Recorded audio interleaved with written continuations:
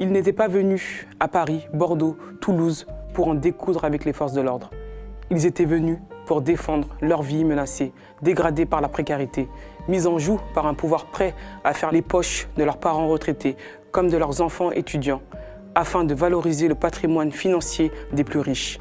Ils étaient venus pour protéger leurs droits fondamentaux et aussi une certaine conception de la justice sociale qui a longtemps fait l'honneur de la France. La stratégie de la tension, délibérément choisie par le pouvoir, ne leur a pas laissé le chance d'une protestation pacifique. Gazage, nassage et brimades en tout genre, puis au fil des semaines, matraquage, tirs de flashball et grenades mutilantes. Pour la première fois de leur existence, beaucoup de gilets jaunes ont été confrontés à des brutalités policières indignes d'une démocratie, que des organisations comme Amnesty International ont elles-mêmes dénoncées. On ne compte désormais plus le nombre de manifestants au casier vierge, mis en garde à vue, condamnés en comparution immédiate ou aujourd'hui en instance de jugement.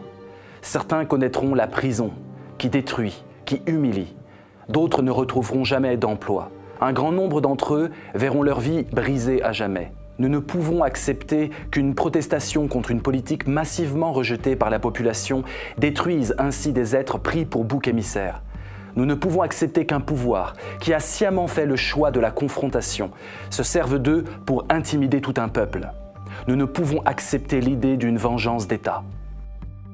C'est pourquoi nous appelons le président de la République, Emmanuel Macron, et son Premier ministre, Édouard Philippe, à mettre à l'ordre du jour une loi d'amnistie en faveur des hommes et des femmes aujourd'hui persécutés, mis en examen ou détenus pour avoir participé à ce mouvement social d'ampleur historique. C'est pourquoi nous appelons dès aujourd'hui à l'arrêt des procédures en cours, à l'effacement des peines prononcées et à ce qu'une réponse enfin politique et pas seulement sécuritaire et judiciaire soit donnée aux événements hors du commun que la France est en train de vivre. Une telle amnistie est prévue par l'article 133-9 du Code pénal et légitimée par la tradition française. De nombreuses lois d'amnistie ayant ainsi été votées depuis le début de la Ve République, notamment dans le cadre d'activités protestataires. Un tel geste serait seul en mesure de commencer à rendre au pays l'apaisement qu'il ne saurait retrouver sur fond de persécution pour l'exemple. Nous ne reprendrons pas le cours de nos vies, disiez-vous, Monsieur le Président, le 10 décembre 2018. Nous ne reprendrons pas le cours de nos vies tant que nos concitoyens n'auront pas pleinement retrouvé la leur.